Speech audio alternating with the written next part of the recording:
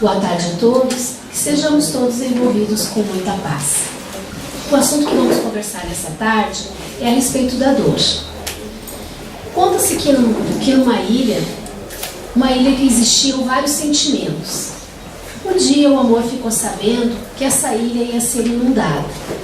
Ele, muito preocupado com os outros sentimentos, ele tratou de avisá-los para que eles providenciassem a sua mudança e fosse para o pico de uma montanha. O amor tão preocupado estava com os outros sentimentos que esqueceu-se de providenciar a sua própria mudança. E percebeu que a ilha já estava ficando vazia. Quase todos os sentimentos já haviam partido, a rumo do outro destino. Foi então que ele percebeu que a alegria ia saindo e ele precisava de uma carona.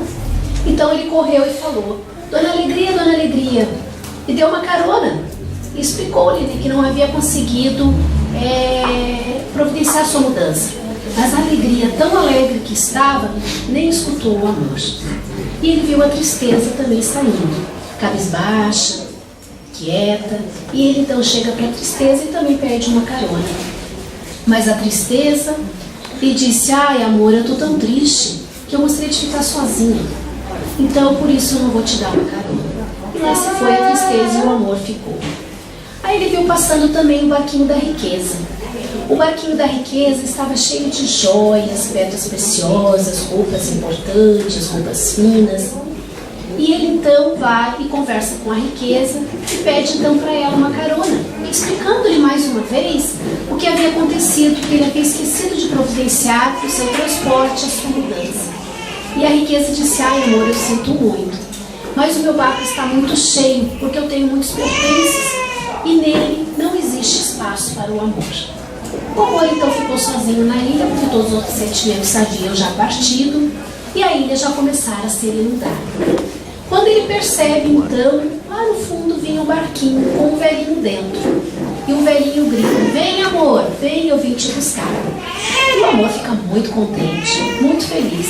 Entra no barquinho, tão feliz estava que esquece de perguntar quem era aquele velhinho bondoso.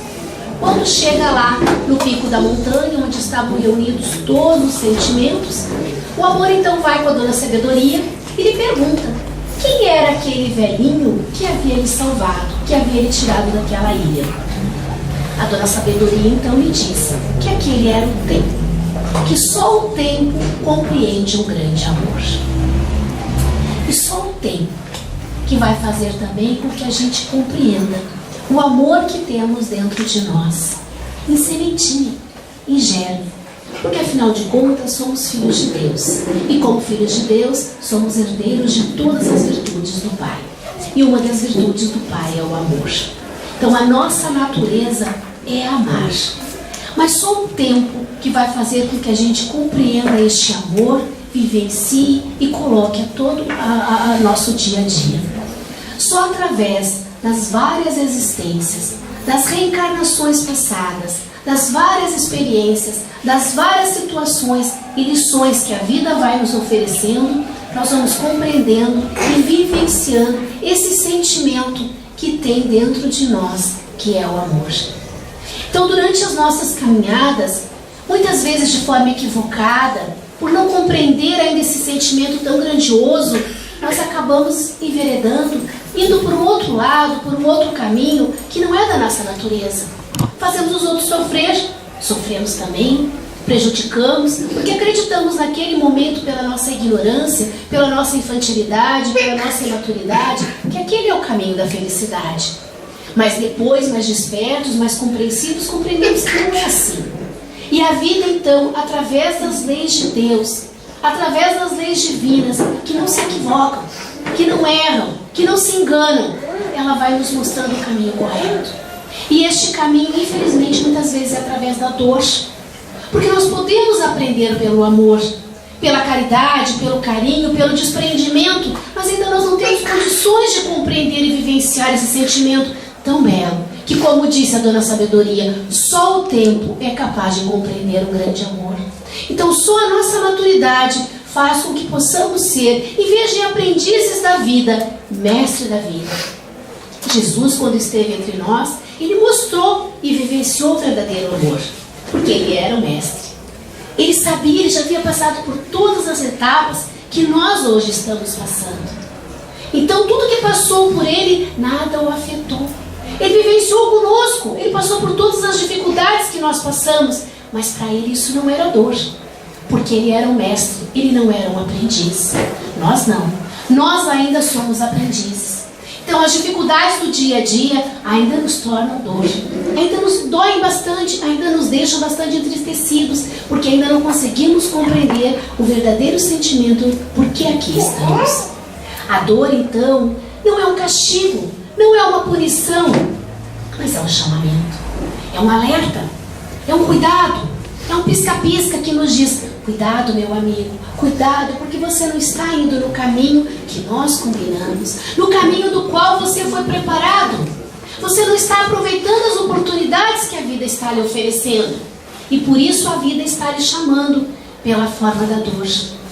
Então tenha cuidado, preste atenção, faça mudanças no seu dia a dia, faça mudanças na sua vida, para que você aproveite essa estada no planeta Terra, nesta escola bendita, que veio nos ajudar a compreender as lições da vida, que veio nos ajudar a compreender o espírito imortal pelo qual nós somos, a nos ajudar a garantir as aquisições dos direitos, das virtudes que temos em semente, em germe dentro de nós, que precisam ser trabalhadas. Mas como uma escola, ela exige do aluno bastante disciplina, bastante capacidade, responsabilidade. Ela exige do aluno que ele seja um aluno compreensivo, que ele seja um aluno que se esforce pelo aprendizado da vida. Porque quando somos alunos preguiçosos, displicentes, sem responsabilidade, sem disciplina, o ensino é muito desperdiçado. O ensino é muito fraco. Então a escola da vida nos exige o aluno com bastante responsabilidade, com bastante interesse pelas lições que a vida lhe oferece. Então quando a dor nos bate à porta, o que precisamos fazer? O primeiro passo, precisamos conhecer o que está acontecendo. Se é um alerta, o que esse alerta, o que esse sinal está querendo fazer? O que ele está me ensinando? E aí então Kardec, na questão 919 do Livro dos Espíritos, ele aborda sobre isso. Quando ele pergunta aos espíritos qual o meio mais prático e eficaz para se melhorar nesta vida e resistir ao arrastamento do mal. Então Kardec perguntando aos espíritos: como é que eu faço para passar nessa escola da terra, nessa escola da vida? Como é que eu faço para, quando terminar o meu tempo aqui nessa escola, eu passe para o plano espiritual, para a minha verdadeira pátria, como aluno que aproveitou o seu ano letivo? Como eu faço para conseguir isso? E Santo Agostinho então responde: um sábio da antiguidade vos disse: conhece-te a ti mesmo. Santo Agostinho nos mostrando a necessidade de nos conhecer, do autoconhecimento, do autodescobrimento, porque aí nos conhecendo nós vamos compreender aonde estão as nossas falhas, aonde estão os nossos erros e aonde estão as nossas virtudes que podem nos ajudar nesta caminhada. O que eu preciso trabalhar? Quais são as lições da escola da vida, dos quais eu já venho repetindo há muito tempo? E quais são aqueles que eu já consegui dominar? Então o autoconhecimento vai me dar este ensinamento, vai me dar essa condição de me compreender e de me conhecer exatamente como eu sou. Porque caso contrário, de acordo com as dificuldades que a vida vai me apresentando, eu vou arrumando justificativas, eu vou arrumando culpados. Porque alguém precisa levar a culpa pelas situações que a vida me oferece. Alguém precisa levar a responsabilidade por eu ainda não ser feliz. Alguém precisa ser responsável por eu não conseguir aquilo que eu quero. E aí nós vamos culpando os outros. Nós vamos culpando o mundo. Nós vamos culpando muitas vezes, infelizmente, até o nosso Pai. Até Deus. Nós culpamos. Porque parece que Ele esqueceu de nós. Porque nos falta, então, nos conhecermos e nos descobrirmos aonde está o nosso ponto fraco, aonde está a nossa dificuldade. A partir daí, sim, a partir daí nós vamos conseguir compreender e trabalhar com aquelas lições, com aquelas disciplinas das quais nós realmente precisamos ser mais responsáveis, mais disciplinados, mais atenciosos, para que então possamos compreendê-las melhor. Porque a sabedoria divina diz que a dor, ela serve para polir a pedra, para esculpir o mármore, para fundir o vidro e para martelar o ferro. Ou seja, a dor serve para nos modelar, para nos ajudar, para fazer com que a gente consiga modificar as coisas que precisam ser mudadas. Porque se tudo vai bem, como se diz aquele ditado popular, né? Time que está ganhando não se mexe. Se tudo está bem comigo, eu não presto atenção naquilo que preciso mudar. E quando acaba o meu tempo aqui na Terra, retorno de forma, novamente, como aluno reprovado. Então a dor vem como estímulo, como um aviso, como um pisca-pisca, como um alerta, para que a gente possa compreender o que é que está acontecendo de errado. Para depois dessa etapa, aí sim, nós conseguirmos o que Jesus nos prometia, o reino dos céus. Quando Jesus disse, o reino dos céus é necessário estar dentro de você, ele quis dizer, nós precisamos modificar o que tem de ruim dentro de nós, o que ainda não faz parte da nossa natureza como filhos de Deus, para então sim encontrarmos esse reino tão procurado por nós. Nós temos dois tipos de dores que se manifestam na nossa caminhada terrena. Uma dor é a dor física. A dor física, em geral, ela é um aviso da natureza que procura preservar-nos dos nossos excessos. Sem essa dor física, nós poderíamos abusar os nossos órgãos até o ponto de destruí-los antes mesmo do nosso tempo de aqui estarmos na Terra. A dor física é um motivo de saúde, nós podemos dizer assim. Porque se nós não sentíssemos a dor, em muitas ocasiões da nossa vida nós poderíamos até nos mutilar. Por exemplo, se não sentíssemos a dor, a sensibilidade com o calor, ao colocarmos a mão numa chapa quente, nós não íamos perceber. Se não tivesse a dor, nós iríamos deixar a mão ali, não iríamos perceber.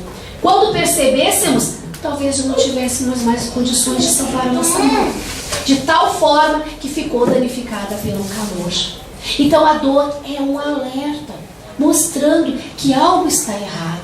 Se sentimos alguma dor de cabeça, precisamos saber por que temos essa dor de cabeça. Procuramos um médico, procuramos ajuda para descobrir que a dor, o que essa dor está ocasionando, o que está acontecendo. E assim para o nosso corpo todo. Quando prestamos atenção, por exemplo, quando numa alimentação, acabamos nos alimentando de forma exagerada, sentimos dor no estômago. Por quê? Nós comemos mais daquilo que realmente precisávamos comer. Então é um alerta. Cuidado, você não precisa comer desta forma, porque você acaba se prejudicando. E assim em todas as ocasiões da nossa vida. Então a dor física é mais um recurso, mais uma ajuda que temos para que preservemos o nosso corpo físico.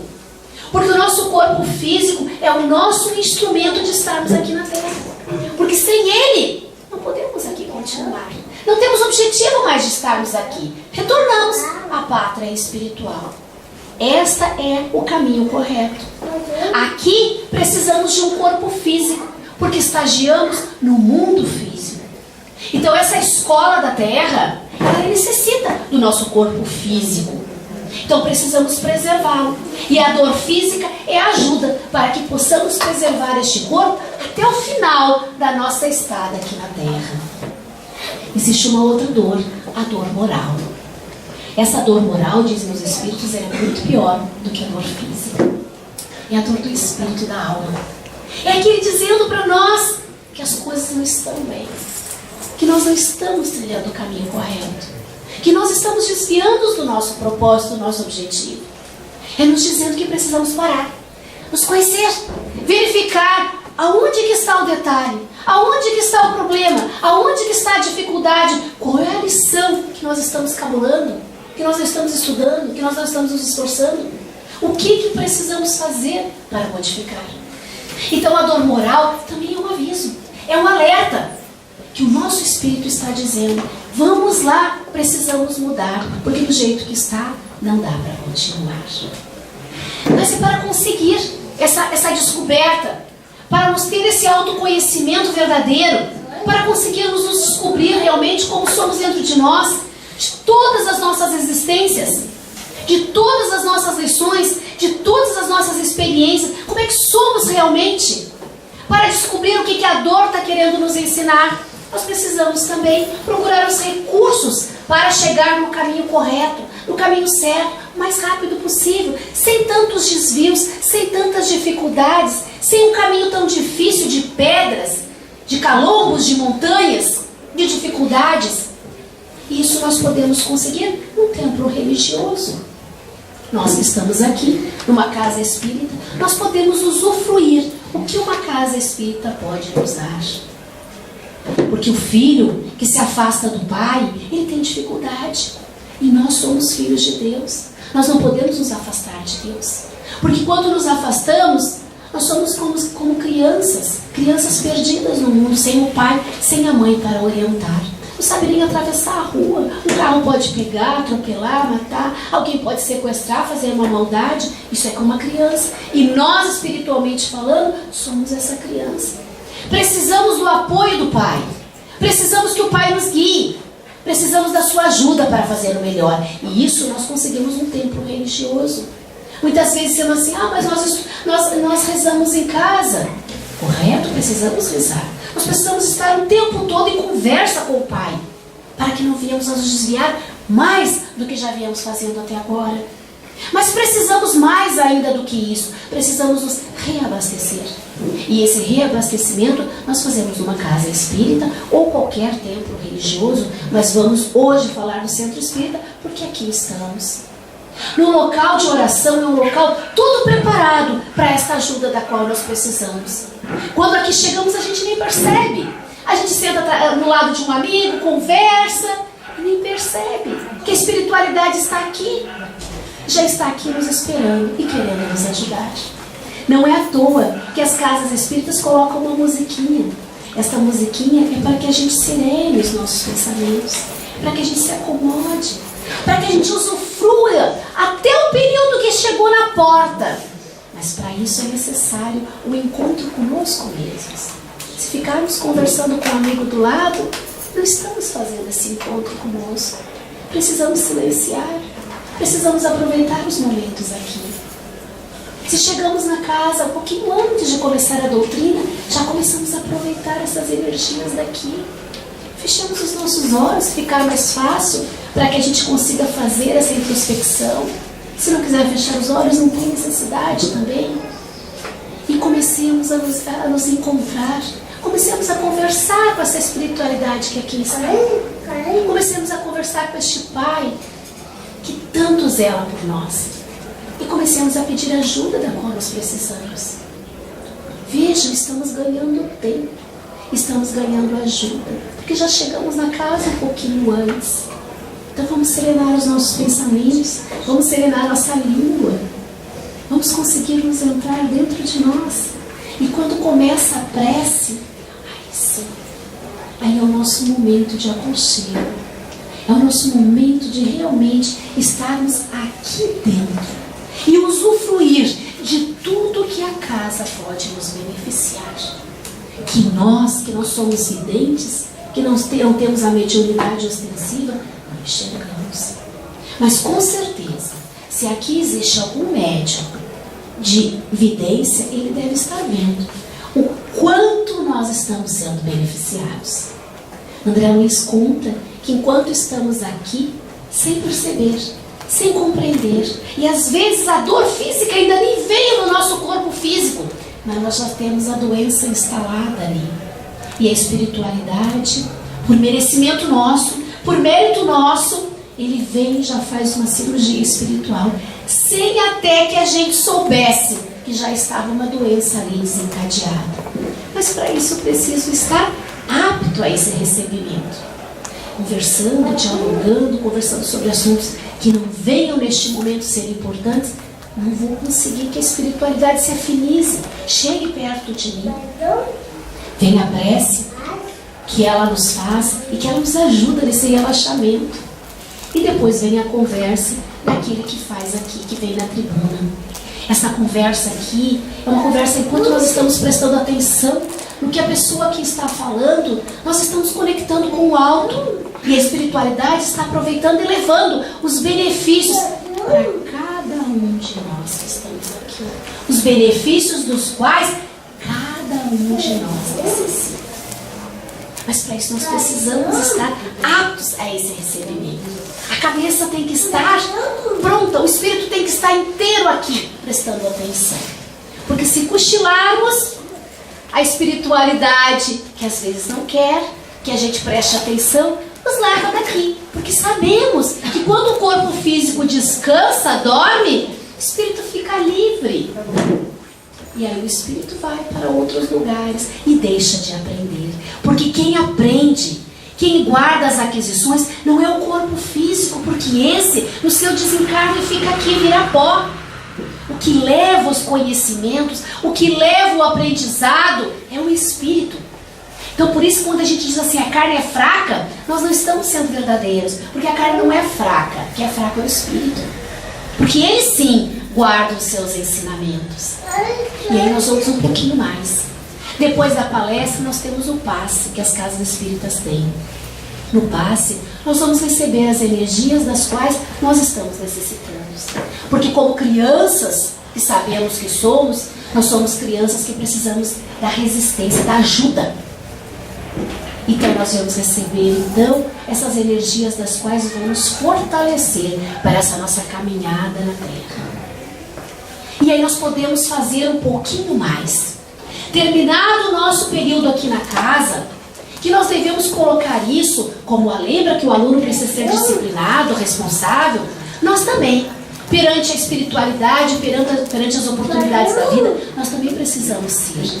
Então nós não devemos vir a um templo religioso só de vez em quando não estamos bem, quando estou precisando de um passe, como é comum às vezes a gente pensar, falar. Nós devemos vir num templo espírita, numa casa espírita, pelo menos uma vez por semana. Colocar como norma, como regra, como um tratamento. Eu preciso muitas vezes de um tratamento físico por uma infecção que eu tenho. Eu preciso dos meus tratamentos espirituais. E este consiste em ir no templo religioso pelo menos uma vez por semana. Feito isso, eu ainda posso intensificar dentro do meu lar. Para que quando a dor vier, eu saiba compreender o que essa dor está querendo me ensinar. Não me revoltar com a dor, mas compreender e aprender com ela. E ela, mesmo dolorosa, ela vai se apresentar de uma forma mais sutil, porque eu vou compreendê-la. Então, aquele entendimento vai fazer toda a diferença nesta lição. Então, nós temos o hábito de fazer a oração em casa. Ótimo, muito bom, precisamos fazer. Uma oração ao levantar, onde dizemos ao Pai, olha Pai, bom dia, eu estou aqui. Me ajude nesse dia que começa, para que eu possa fazer as melhores escolhas. É uma oração. Ao deitar eu preciso me preparar para o meu sono. O sono que é reparador para o corpo físico, mas que é de ajuda para o corpo espiritual, para o espírito. O espírito neste momento, durante o nosso despreendimento, durante o repouso do corpo físico, ele pode fazer muitas coisas, ele pode continuar aprendendo, pode continuar estudando, pode continuar pesquisando. Então nós precisamos nos preparar para dormir. E ainda mais, podemos uma vez por semana também fazer o Evangelho do Lar. Vocês já devem ter ouvido falar no Evangelho do Lar, porque os Espíritas falam bastante no Evangelho do Lar, que realmente ele é muito necessário e importante. O Evangelho do Lar consiste no seguinte, vou explicar rapidamente, depois quem tiver mais interesse, pode procurar alguém na casa, que lhe explica se não conseguiu compreender em poucas palavras que a gente vai transmitir aqui. Procure alguém da casa, peça ajuda, peça que lhe ensine. O Evangelho do Lar, diz André Luiz, ele é tão eficaz, ele é tão importante, que quando ele é bem feito, ele é capaz de proteger o quarteirão de onde nós moramos. Vocês imaginam? Se protege o quarteirão de onde eu moro, imagine o meu lar, como não fica iluminado. É o momento que nós estamos chamando Jesus para dentro da nossa casa. E ele é feito uma vez por semana. Esse dia a gente escolhe Um dia em que nós podemos toda semana nos comprometer naquele dia, naquele horário e abrir o Evangelho e fazer o estudo, que consiste da seguinte forma: a gente se reúne com a família, mas se a família não quer, se a família não gosta, se o esposo ou a esposa ou os filhos não querem, faça sozinho, não tem problema. Comece o seu Evangelho sozinho. Se reúna então, coloque um copo d'água ou uma jarrinha d'água, como você preferir. Faça uma leitura de algum livro, Fonte Viva, ou uma mensagem dessas que a casa distribui. Faça uma leitura em voz alta. Depois que você fizer isso, faça uma prece inicial. Depois de feita a prece inicial, pegue o Evangelho segundo o Espiritismo. Se você não tem o Evangelho segundo o Espiritismo, pegue a sua Bíblia. Mas se você vem na casa espírita, seria bom você conhecer. E não tem nada de diferente. É o Evangelho do Novo Testamento. Só que aqui existem as passagens de Jesus com a explicação. Fica mais fácil para a gente compreender. Faça uma leitura, pegue logo no comecinho lá do Evangelho segundo o Espiritismo. Como você vai fazer o Evangelho toda semana, vai começar a aproveitar para fazer um estudo. Você pega lá na primeira página, lá na introdução do Evangelho. Lê um trechinho, um pedacinho, em voz alta também. Feito isso, você comenta sobre esse pedaço, o que você entendeu, em voz alta também. Feito isso, você vai fazer uma vibração para você, para sua família, para as pessoas necessitadas, para os asilos, para os orfanatos, enfim, para tudo aquilo que você acha que há necessidade, que as pessoas estão precisando, que as instituições estão precisando, para o nosso planeta, para o nosso país, enfim, para quem você quiser, para um amigo. Feito a vibração, você faz uma prece de encerramento. Está feito o seu Evangelho do Lar. Ele dura uns 15 minutos apenas, 10, 15, 20 minutos, quanto tempo você quiser. Nada mais do que isso. Feito isso, você pode tomar sua aguinha, que foi fluidificada, enquanto você fez o Evangelho do Lar. Se você colocou numa jarrinha, você pode guardar essa jarrinha, para que depois, durante a semana, você pode ir tomando essa aguinha durante a semana. Feito isso, você está se harmonizando também. Você está chamando a espiritualidade para dentro do seu lar e dizendo: olha, meus amigos, vocês me ajudem, porque eu às vezes não faço as coisas certas. E com a ajuda de vocês, com certeza, eu vou acertar mais e errar menos. E a dor, então, que faz parte da nossa escola da vida, faz parte do planeta Terra, que é um planeta ainda de provas e expiações, por isso que a dor ainda existe aqui. Quando ela bater na nossa porta, quando ela insistir, a gente vai poder compreender melhor, porque a gente vai compreender através das lições de Jesus. Porque muitas vezes nós não estamos conseguindo vivenciar aquilo pelo qual nós programamos. E para encerrar a nossa conversa, gostaríamos de encerrar com uma história contada no livro de Francisco de Assis, pelo Espírito de Miramês, psicografia de João Luiz Maia. E ele fala que num hospital de uma cidade, em Rio Torto, havia um hospital de leprosos. E nós podemos imaginar o que seria uma casa de saúde que abrigava leprosos há 8 séculos atrás. Nesta época, a medicina não tinha os recursos que hoje tem. As pessoas leprosas, elas eram afastadas da família, da comunidade, da sociedade, e elas eram isoladas em locais próprios à espera do seu desencarne. E Francisco de Assis e seus discípulos sempre iam visitar estes lugares, que eram locais de grande sofrimento. Certo dia, Frei Pedro e Frei Paulo foram visitar os enfermos e conversar com eles. Eles iam lá e falavam acerca da bondade de Deus e da misericórdia de Jesus. Mas acontece que um deles, o mais agitado, começou a blasfemar contra Deus, contra Jesus e contra eles mesmos, São Francisco e também os seus discípulos. Por eles estarem somente conversando e não resolvendo nada, dizia este homem. E cada vez ele se sentia mais doente e mais relegado ao abandono. Ele chegou até a dizer a eles: por que essa doença, em vez de não ser em mim, não é de vocês. Então, neste momento, Pedro disse a ele: foi o nosso pai Francisco que nos mandou vê-los e enviou a bênção para todos que estão aqui. O leproso, que se chamava Tanali, ficou mais furioso com o recado do pai Francisco, dizendo o seguinte: esse pai Francisco fica de longe, só nos mandando bênçãos. Dispenso as suas bênçãos. Elas para mim de nada servem, pois cada vez que vindes aqui, fico mais revoltado e com a mesma doença. Dispenso o consolo de homens que, como vós, parecem mais miseráveis do que nós. Se tivesseis alguma coisa para dar, não virias aqui. Frei Pedro e Frei Paulo ouviram pacientemente o leproso e, sem entrar em demanda, conservaram a atitude de oração, enquanto Tanali blasfemava. Acontece que a paciência dos dois homens de Deus esgotou-se.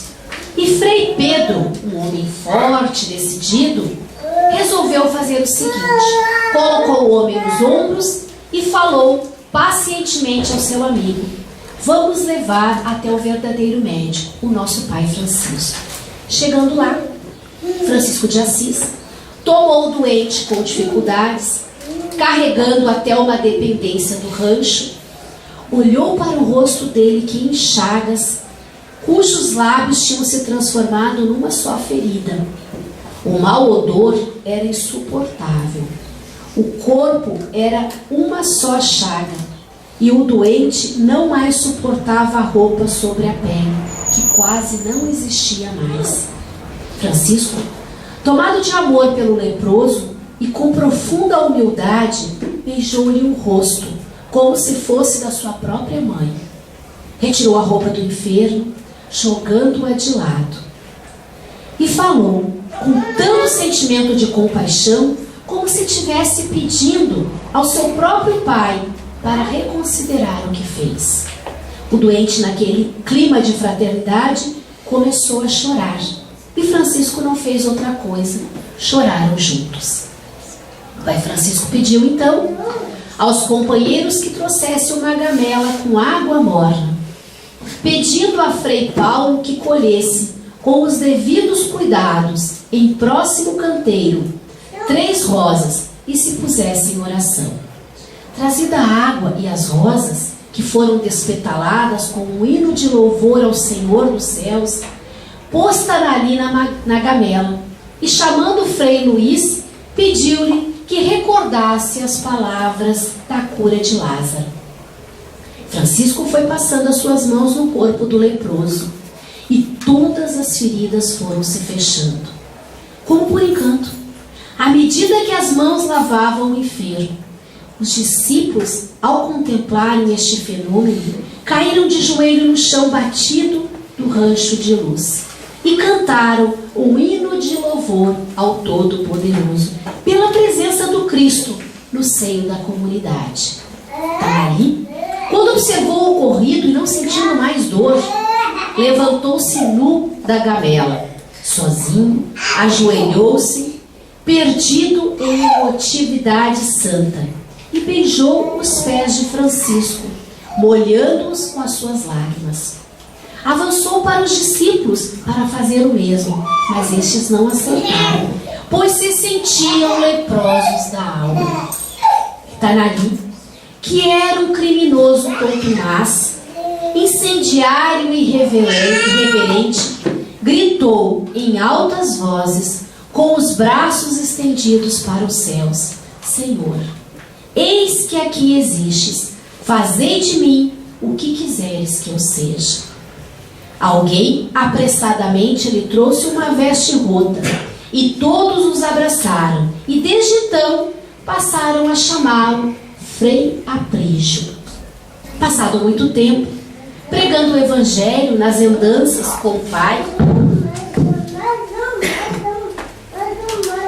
Francisco, a quem tinha o mais elevado respeito, Frei Aprígio, no ano de 1250, ainda sentia no coração algo a corrigir.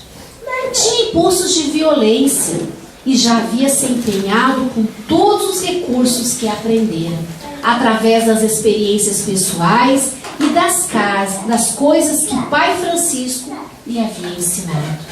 Usar o recurso da oração de maneira a demorar-se horas a fios em prece, mas o animal violento e orgulhoso ainda vivia.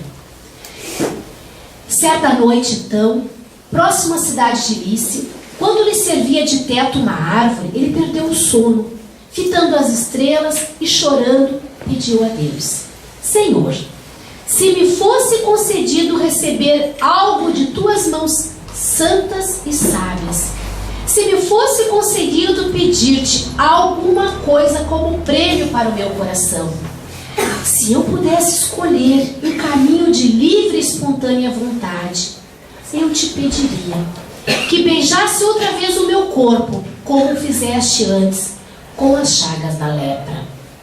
E seria o homem mais feliz da terra, porque agora, somente agora eu sei que só ela poderá arrancar do meu coração o orgulho e a violência que carrego comigo de eras incontáveis. E ainda chorando, adormeceu. No outro dia, quando acordou com a luz do sol a banhar o seu rosto, Frei Aprígio voltava a ser Tanali, o leproso de rivo torto. Ajoelhou-se diante do beijo solar, agradeceu profundamente a bondade do Criador e, desatando o cordão da cintura, trocou a veste de franciscano por uma comum, tomando a direção da casa de saúde de onde saiu antes, revoltado. Ali, 6 anos após, morreu, agradecendo a Deus e a Cristo pela bênção da lepra que o fizera expurgar do imo da sua alma o orgulho e a violência. E que possamos então levar estes ensinamentos desta mensagem, desta história desse livro de Francisco de Assis. Porque às vezes nós não somos os leprosos do corpo físico, nós somos leprosos da alma.